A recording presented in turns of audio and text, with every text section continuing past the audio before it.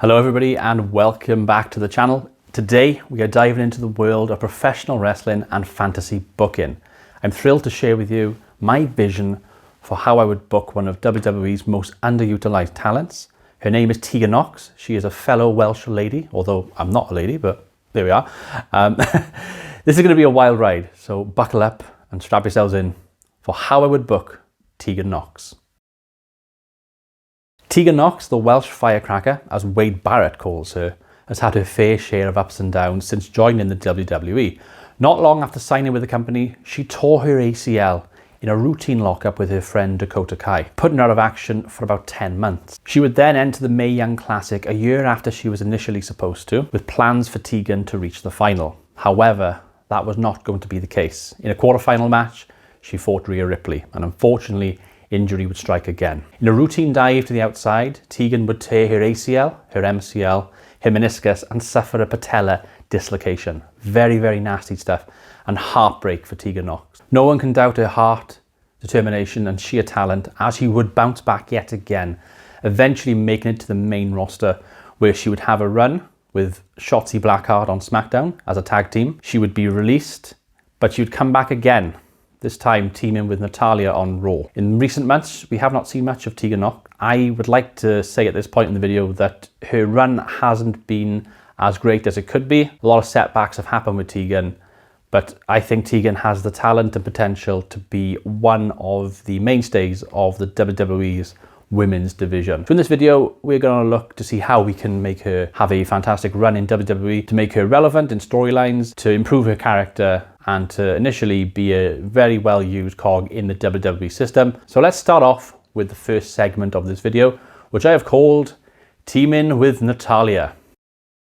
So Tegan will team, like she did in real life, with Natalya. Together they form a formidable winning team. They go on many, many wins on Raw, week after week. They will come up against people like Piper Niven and Chelsea Green. They will come up against Shayna Baszler and Zoe Stark, and they'll get win after win. They look quite good. Then they'll have singles matches like they did in real life as well. Natalya will get a win with Tegan in her corner. Tegan will get a win with Natalya in her corner. But all is not as it seems. Natalya will lose a match and Tegan will be very, very frustrated with her. She'll say to her, "You could have won that. What were you thinking?"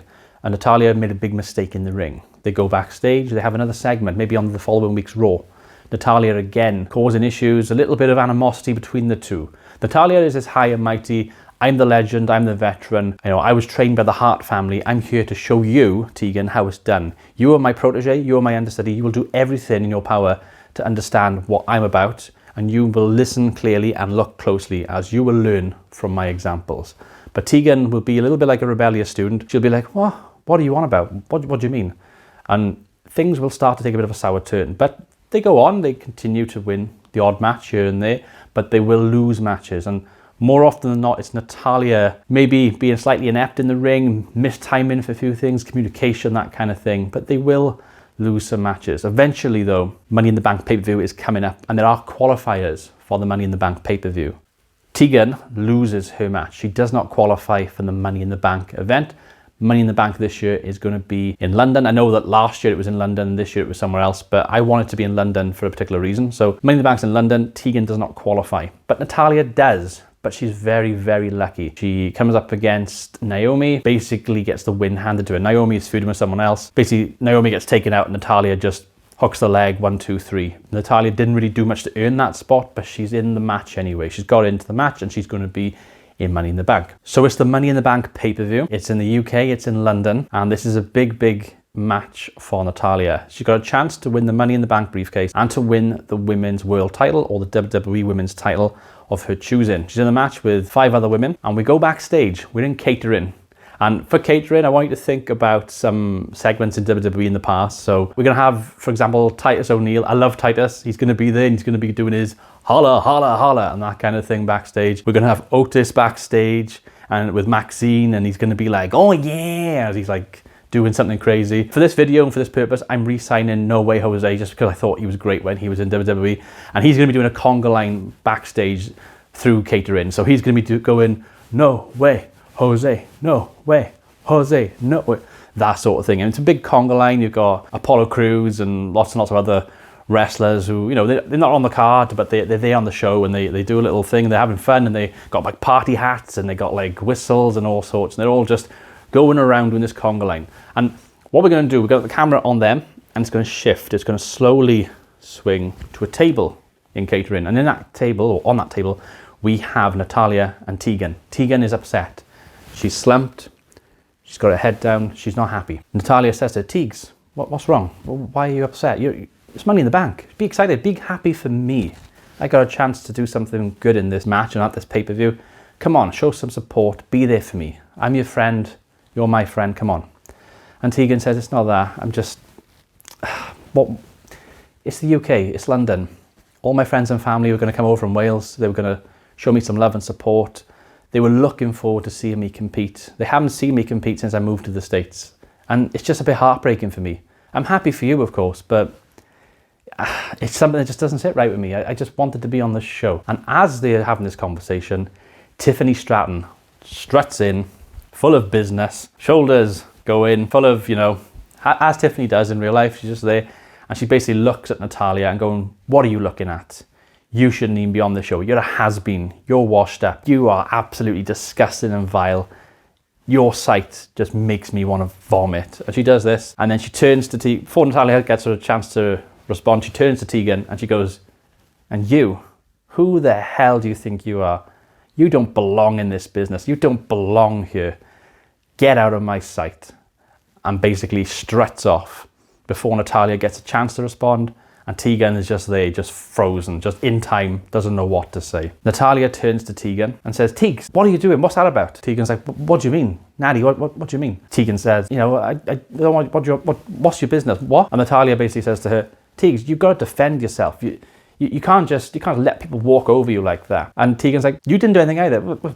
And then basically the segment ends and you go to the next match, the pay-per-view. And then a couple of matches later, you do eventually get the women's Money in the Bank. Of course, Tegan's not in the match, but Natalya is, Tiffany Stratton is, amongst many other ladies in the wrestling world of WWE. And Tiffany Stratton wins like she does in real life. She wins. She is basically there, high and mighty, on top of the ladder with the briefcase, loving life. And looking down below, it's Natalya. Natalya had a great opportunity in the match to win, but she just fell short. Tiffany took full advantage. She kicked the leg. Natalya face plants herself onto the bottom of the ladder, and as she sprawled out on the bottom of the ladder, Tiffany's there high above her. She's blowing her kisses. She's doing a little wave to her as she's waving that briefcase as she celebrates, rightly so, in the ring. Tegan's there. Tegan is ringside, but she didn't want to get involved in the match because Natalya basically said to her beforehand, this is my show, this is my match, this is my time, my moment. People think I'm washed up, but I'm a legend of this business. I'm going to win that briefcase and I'm going to win the women's title like I did many years ago. Tegan doesn't get involved, but she does look at Natalya as Natalya looks at her, disappointed. Money in the Bank closes. We move on to the next segment. The following Raw, Tegan and Natalya tag again, and yet again, they have a defeat. And yet again, it's a Natalya error, and Tegan snaps this time. She says, what are you doing? What is this? You're ruining my career, everything I've worked hard for. I try my best to make what I can of myself in this business. I'm lumbered with you and you're just ruining things for me. And she strops. She strops and she walks out the ring. And Natalya's like, Teags, no, it's fine. We can repair this. We can do this. No, I've had enough. I've had enough. And she goes off. And that Raw is not a nice Raw for Tegan. It's not a nice Raw for Natalya. But the cracks are definitely showing now. We go to the following week. And we go back to catering because I just like catering in wrestling. And we do a little camera trick again where we sort of swing by from another segment. We swing into focus and Natalya's sitting on her own. And you see Tegan with a tray. She's got some food on her tray. And Natalya goes, hey, Teags, come over here. Come sit by me. But Tegan goes, no, I'm spoken for today. I have a friend. I'm sorry, maybe some other time. And Natalya goes, oh, okay. And Tegan walks out a shot and she sits down and you just see sort of the edge of her, maybe her shoulder, maybe her arm, maybe just like this.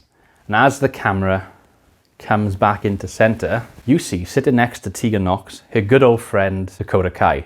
Now, Dakota Kai at the Money in the Bank pay-per-view, she was still aligned with Damage Control, but Damage Control kicked her out. They retained the tag team titles, the Kabuki Warriors, and basically Io Sky, Kairi Sane, and Asuka, they've said, no, we've had enough of you. You're weak. You don't understand us.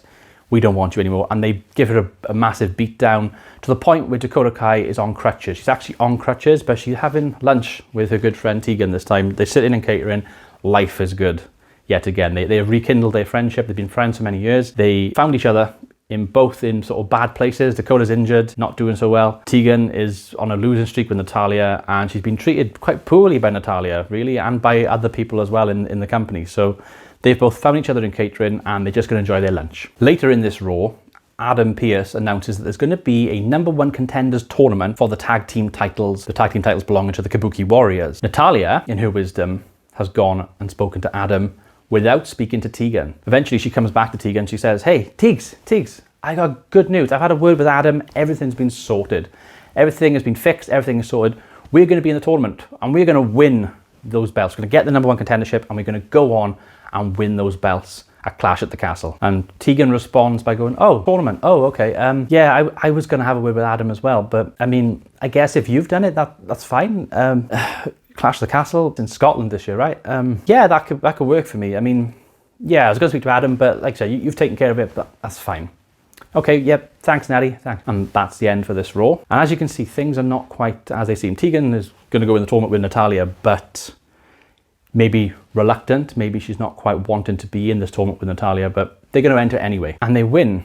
And they win. They win another match. They beat Chelsea Green and Piper Niven. They beat Shayna Baszler, Zoe Stark. They go through other people from the roster, and eventually they get to the final. Now the final, and this is the Monday Night Raw before the pay-per-view, it is against Alba Fyre and Isla Dawn, with the winners being named #1 contenders. The match starts off well. Tegan's on the offensive. She's doing well. She hits the world's shiniest wizard, but Alba Fyre was able to drag Isla Dawn away from the pinfall. Natalya tries to get the sharpshooter in, but she gets hit from behind and the attempt fails ultimately. And it goes back and forth, but it looks like momentum is starting to get into the match. But again, at the final hurdle, Natalya messes up. She misses a tag with Tegan. She basically gets Tegan hit off the ring apron, and then when she goes back into the ring herself, she gets hit, double teamed, 1, 2, 3, and the Scottish pair go into Scotland to fight for the tag team titles, and Tegan is just left frustrated and angry at Natalya. Now, I haven't mentioned this, but over the last few weeks, I mentioned Dakota Kai being friendly with Tegan, and she's on crutches. Well, she's actually been coming to the ring with Tegan and Natalya. There's been a couple of segments backstage when Natty's gone, "What's Dakota doing?" And Tegan's gone, "She's my friend as well, you know. She is my friend. I'm allowed to have more than one friend. I'm happy for her to come to the ring," you know, that sort of thing. And she goes on commentary as well, especially for the final. This final, Dakota's on commentary with Michael Cole, and she's sort of saying, "Tegan's my friend. Friends look out for each other. I got her back. I know she has my back." That's what it's about. That's what real friendship is. So ultimately, when they lose this match, Dakota gets up with her crutch and she hobbles herself into the ring. Dakota's in the ring with her crutch. Tegan's in the ring. Natalya's in the ring. The three of them are facing each other down. And Dakota turns to Tegan and says, "Tegan, you have to make a choice. You have to do what's right. What's been going on has been making me sick these past few weeks. I'm a friend, and a friend would say this to you.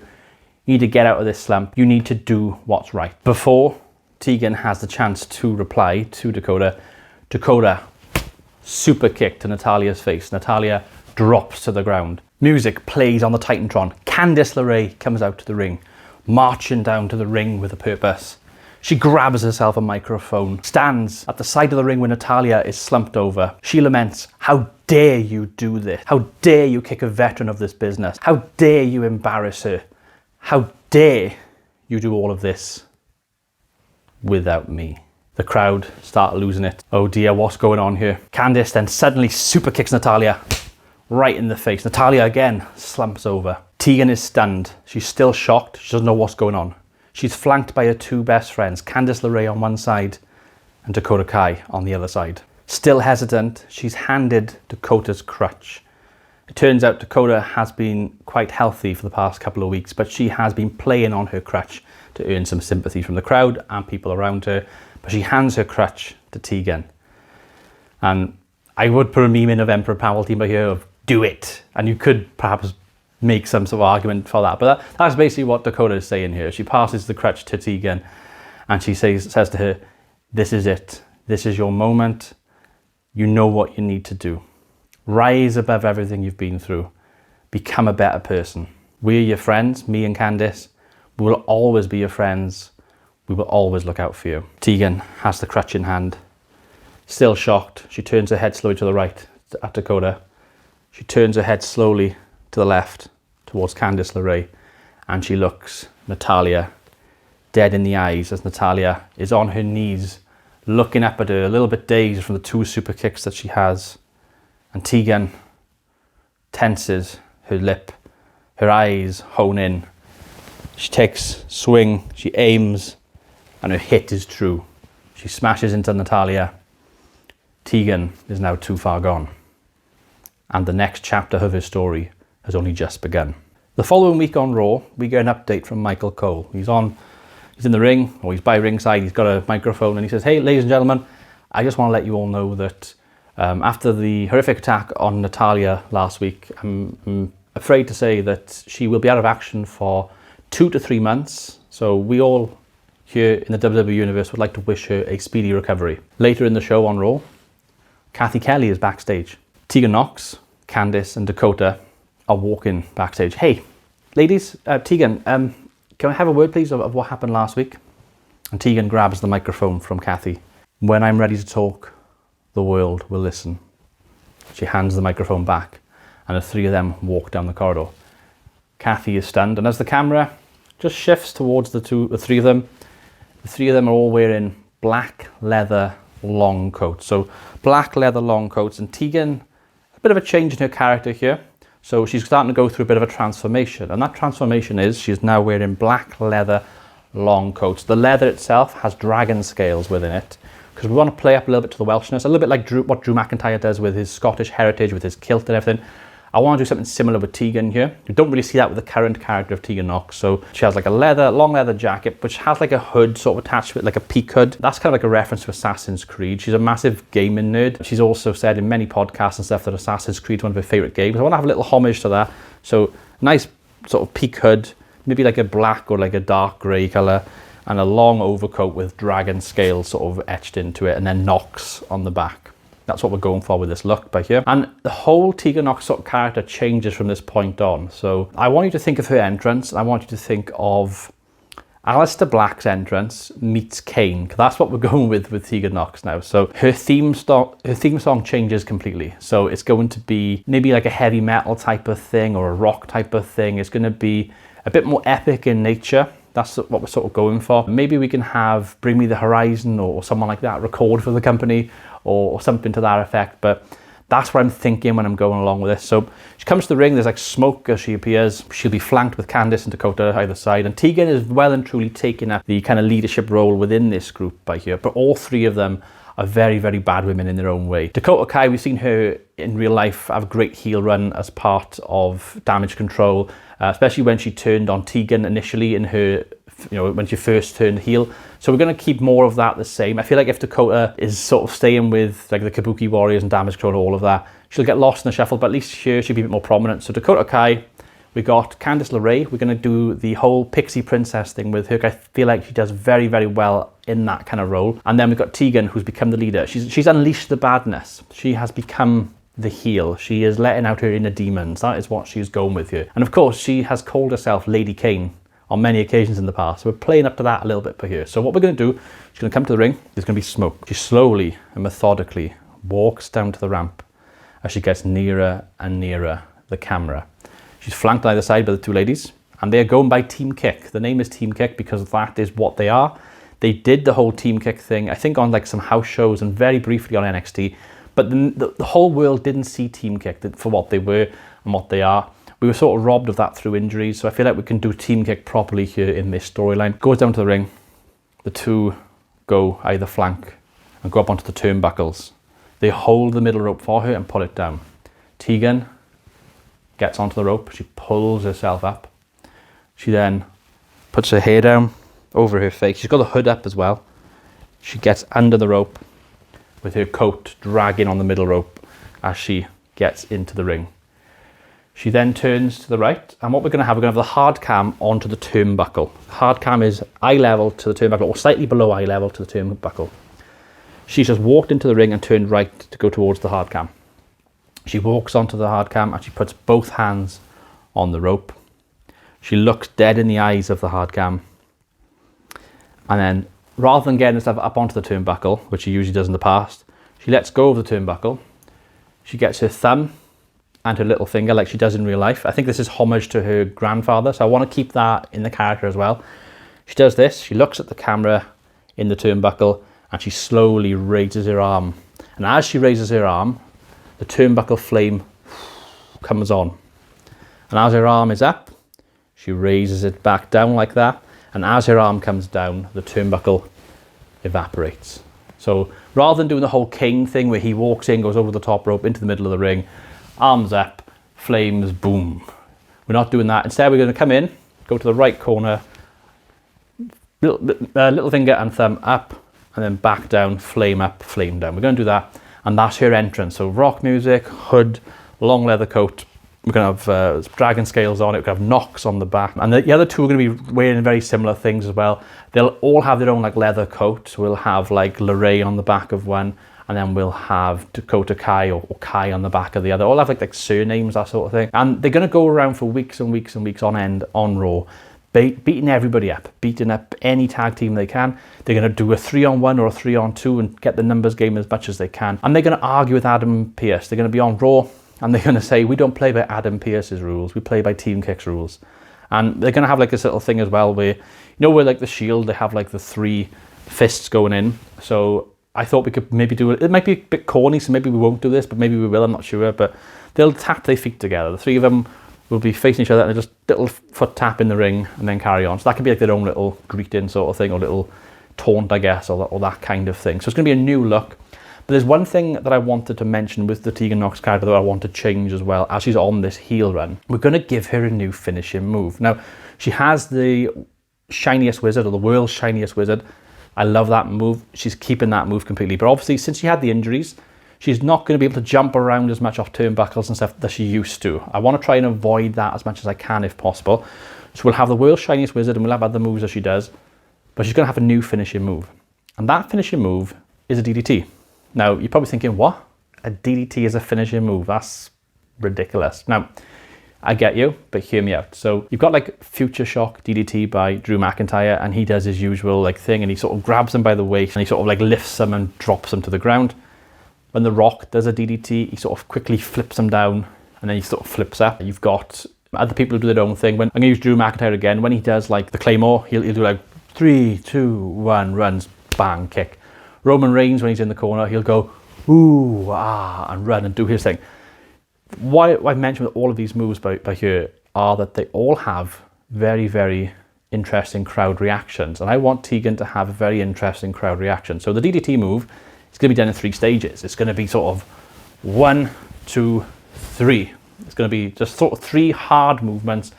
And what she's going to do, she's going to jump to the ground. She's going to jump with them, with her knees tucked up. So it's going to like all her body go down with them and drop. That's what we're going to go with Tegan Nox here. It's going to be called the 3 Feathers DDT. Now, the 3 Feathers DDT, reason for that is that the 3 feathers are on the Welsh rugby jersey. It's a national symbol of Welsh heritage and stuff. It's been used for a couple hundred years by this point. And Tegan Nox is a massive rugby fan. You'll also notice when she does live events, when she was part of WCPW, when she was doing stuff with like Progress and other companies sort of in the independent UK scene, she was very often seen wearing Welsh rugby tops. So I feel like it's a nice little homage to that as well. It's going to be called the 3 Feathers DDT. And it's 3. The number 3 is playing up again in this sort of thing. So whereas Drew McIntyre does 1, 2, 3, or 3, 2, 1, and bang, she's going to do 1, 2, 3 DDT, but it's not going to be 1, 2, 3. We're going to try and get over Un, Dau, Tri. So Un, Dau, Tri is 1, 2, 3 in Welsh. Maybe we'll have some vignettes. Maybe we'll have some shows in Wales, or like if they go on like a tour, they'll try and do something and try and build it from there, that kind of thing. But she's going to grab them and she's going to go Un, Dau, Tri, boom, and then hit them with the 3 feathers. And that's how we're going to do it. So with Tegan, I think that'll be quite cool.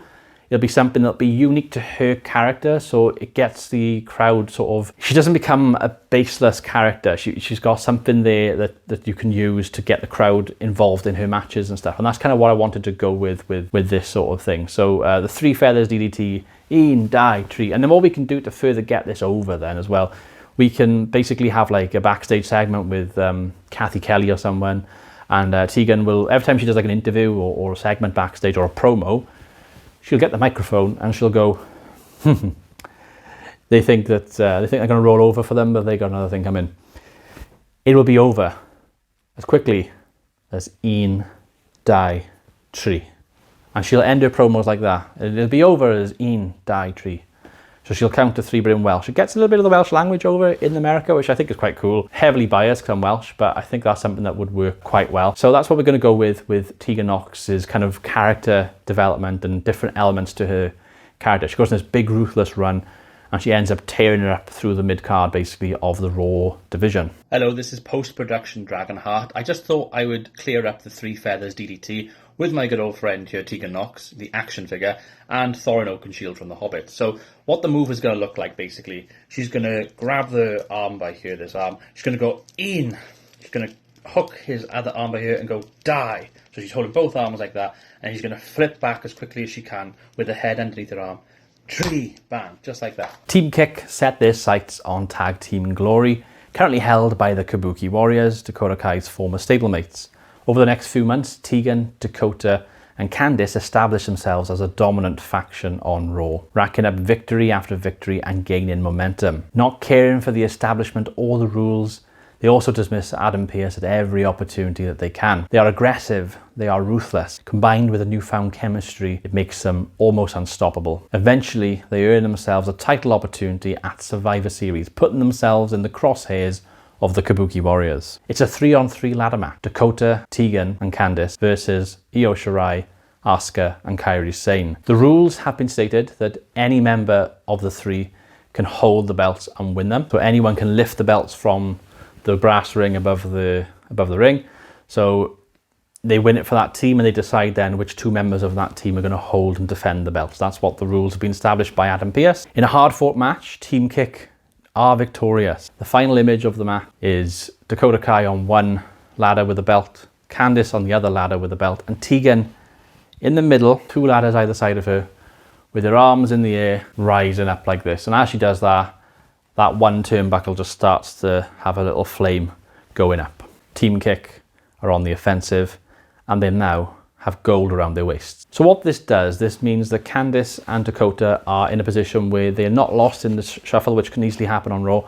They now have a tag team title that they can defend, and they are going to be the 2 women that defend it for Team Kick. But Tegan's going to be there, she's going to be giving them orders, she's going to be helping them win matches, she's going to be doing things that are sneaky and you know, things that are very, very undesirable and you don't want to see in a fair wrestling match, but she does it anyway. She'll take off the turnbuckle pads, she'll slide in a wheelchair when the referee's not looking, she'll jump and grab the referee and say, hey, I'm on the turnbuckle, hey, that lady over there, yeah, she just got involved, yeah. And as she's doing this, bang, Dakota's hitting them with like a kendo stick or something like that. She's being very much on a scale of Ric Flair to Eddie Guerrero levels of kind of cheating. She's somewhere in between. That's what she's doing in this sort of segment. And with this, we have a fantastic opportunity. So from Survivor Series onwards, maybe towards the Royal Rumble, we can take this story in multiple directions. So option 1, we could have the long-awaited feud with Rhea Ripley. Now, Rhea Ripley is the lady that was in the ring with Tegan when she had her unfortunate injury on the Mae Young Classic. I feel like there's a natural story there to be told, and I think it would be fantastic to tell that maybe at the Royal Rumble, maybe WrestleMania if you wanted to go down that route and you had enough momentum behind Tegan to do it. It would be cool to bring the 2 of them together, have a great feud. You know, Rhea Ripley can do promos with her in the ring and she can be like, I've hit the top levels of this industry, whereas you haven't. You think you're on the up, but you're not really. You're just not playing by the same rules as everyone else. Your knee is a time bomb. It will go again, and it'll for certain go again against me. And she'll be literally like hurling insults at Tegan, and she's saying like, you should have stayed down when you last faced me, and things like that, to really get at her and to hurt her. And Tegan will come back with her own things as well, saying, you know, because you've hit the big time, you think you're it, but you're not. You know, you got weaknesses there. Liv Morgan proved that to you when she defeated you for the title, and things like that. Because that's what we're going to do with a Tegan Nox and a Rhea Ripley segment. Does not need a title at all. The story is there to be told. Liv Morgan would have defeated Rhea Ripley like she has done in real life in the past, and Liv Morgan will be the women's champion and go on to her own thing with her own different segments and stuff. But Rhea Ripley will come out of the main event scene for a bit and just drop down to the upper mid card, and that's where Tegan will meet her back here. And that's a good sort of barometer to see whether you want to push Tegan more or whether you want to just keep her in the sort of mid card thing for a bit more. But having her on the mid card is fantastic for her, because that's a lot better than not being on the card at all. So that's what we're trying to go for with it. We're not going to do a total sort of rebrand where we're going to just strap a rocket to her and just shoot her to the moon and go, you're going to be women's champion, you're going to go to WrestleMania and be undefeated, you're going to do this and this and this. We've got to try and play realistic and do it in a very sensible kind of way, in an organic kind of way. So I feel like if the character that I've just sort of portrayed here in this video gets over with the fans and they're on board with like the Ian Dye tree and the whole kind of darker elements to her character, by all means push her into that feud. Rhea Ripley can be the face. You can even do like a babyface switch and bait in the match as well, because I feel like that match has the potential to do that. Now, option B would be to bring back Natalya, maybe at the Royal Rumble. Tegan's there, she gets down to like the last 4 maybe, and looks like she's going to go over and do well. On commentary, you've got Michael Cole and Corey Graves. They're saying things like the Welsh dragon is all fired up. You don't want to awaken the dragon within Tegan. You know, they can play on sort of memes and little sort of, well, not so much memes, but they can play on sort of words and stuff like that and really sell over the fact that Tegan's on the up and doing fantastic stuff in the ring, and she's had a rejuvenated career. You know, you can sort of sell the world's shiniest wizard, and they can say, with that surgically repaired knee and those metal braces, that is probably one of the most dangerous knees to come across your face. You've got to avoid the world's shiniest wizard. I wouldn't even call it the world's shiniest wizard. I'd call it the world's strongest wizard. And you can play on things like that on commentary as well. Whenever she hits the world's shiniest wizard or the 3 feathers DDT, it's usually 1, 2, 3. You want to try and protect those moves as much as you can when she has matches. You don't want people to be kicking out of finishing moves, otherwise it makes finishing moves kind of, you know, pointless. They're not really finishers if they're not finishing the match. But Natalya comes in like a hoodie and stuff. She's not in the match. Comes in like a hoodie. She comes into the ring, flips Tegan over the rope. The other 3 combatants, who maybe Becky Lynch and a couple of others are in the ring, they're all slumped because they've been in the ring for ages. And they're like, what's going on? And the hooded figure unhoods herself, and it's Natalya, and she's smiling and she's looking at Tegan. And they can sort of finish off their feud, and that can go on to maybe the next pay-per-view. Maybe it's the Elimination Chamber, something like that. They have a match at Elimination Chamber. It could be a nice mid-card feud, and it's a chance to bring back Natalya. Maybe Natalya gets some revenge on Tegan. Maybe Tegan gets the long-awaited win, because by this point, neither of them had a singles match, so you can really build up and try and sell this match. You know, it's the student versus the master. It's Obi-Wan versus Anakin. It's the fall of Anakin. That's kind of what we're sort of telling but here with Tegan Nox. So that's kind of what we're doing. And then after that, then obviously you've got WrestleMania. What do you do at WrestleMania? So I said in option A, you could possibly have a WrestleMania match with Rhea Ripley if the momentum is there. But what we could do, if we go with option B for a moment, so she's just defeated Natalya, she's just proven her critics wrong, and she's proven the master that the student is certainly capable. She, on the WrestleMania card, Team Kick, Candice and Dakota, they have a women's tag title TLC match, and they are on like night 1 of the show or something, and they get beat up badly in the match, and they lose the tag titles. They lose to Viper, or Piper as she is, Piper Niven and Chelsea Green. They get their moment. Chelsea Green's ecstatic. Piper gets her big WrestleMania moment. I feel like she deserves a big WrestleMania moment, so they win the tag belts. Team Kick are beaten and bruised and battered, and they have unfortunately lost the belts. But it's nice because they've got onto the card, and they've been involved in a proper sort of mid-card tag team level storyline on WrestleMania, which I think the women need that sometimes, because sometimes they'll put like singles or solo stars into tag team roles, and I hate it when they take that away from the tag team. There actually are tag teams and established, so I feel like this will be a good sort of thing to do. So Tegan comes out to the ring. This might be on night 2 of WrestleMania. She comes out with her music and her smoke and the fire going up and down. She grabs a microphone, she unhoods herself, and she says, look at you people of Nevada, you make me sick. You are disgusting. You're lucky that you're in my presence. Because to be honest with you, when they told me WrestleMania was in Nevada, I didn't want to come here.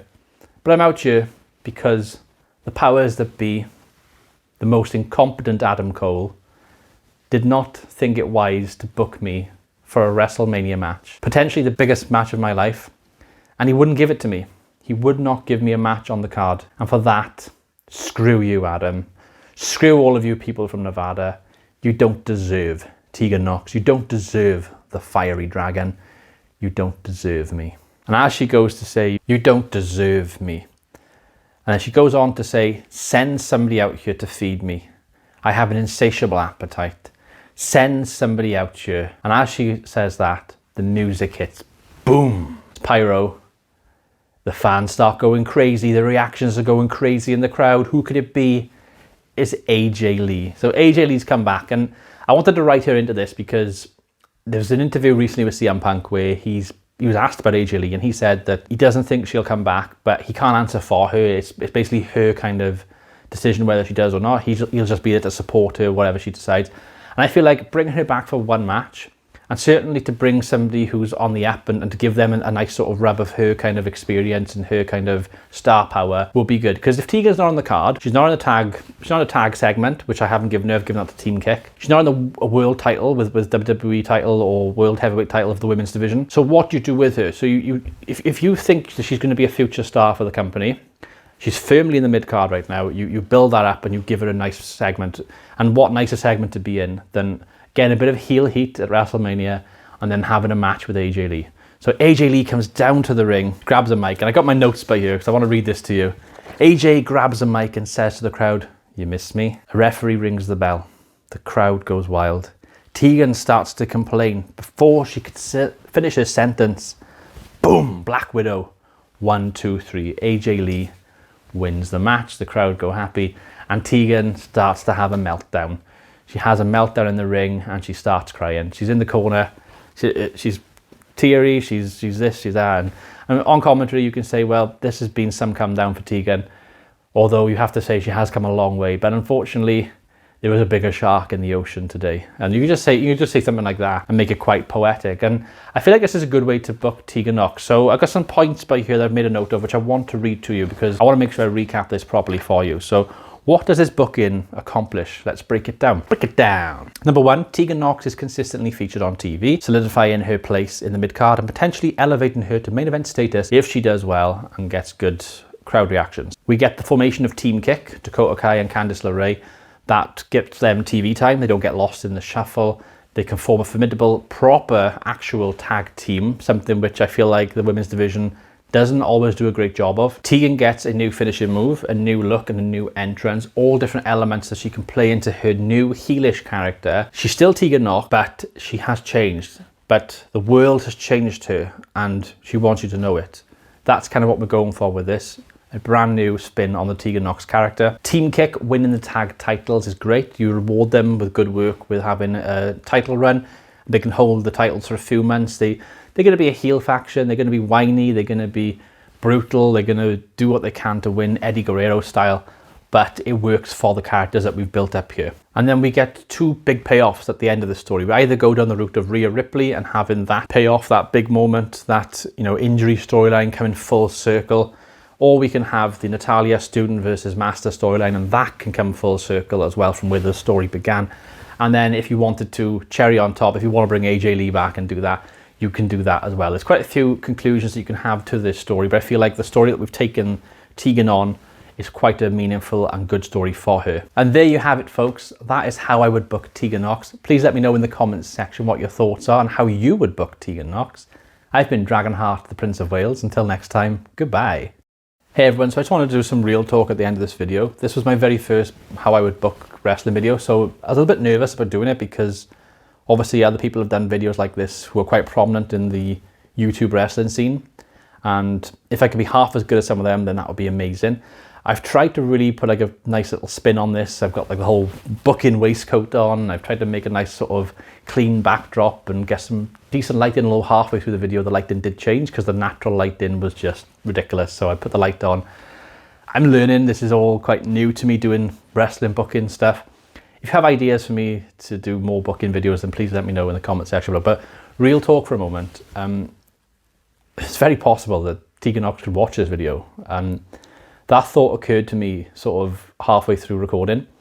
And I just wanted Tegan to know that, first of all, we really care about you as wrestling fans. Like, obviously, from what I've watched of you in podcasts and things with like Xavier Woods and interviews and stuff, obviously you've probably been in a very bad place. You've had 2 very bad injuries to your knee.